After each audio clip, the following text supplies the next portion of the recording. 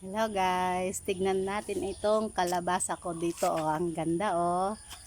May bunga, sana magiging bunga siya. Sana mabuo siya. Yan guys oh. At ito guys, ang ganda pa oh, may bunga pa siya doon. Yan. Ang liit pa. Ang liit pa guys, kaya lang natutuwa ako kasi may bunga.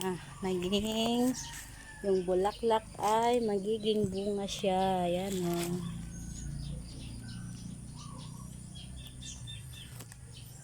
Flower pa lang siya pero may laman na siya suon. Diba? Ang ganda. Ganda. Binibilang ko na pero hindi pa sure yan kung magiging ano talaga siya, magiging kalabasa. At sana magiging kalabasa, di ba? Yan o.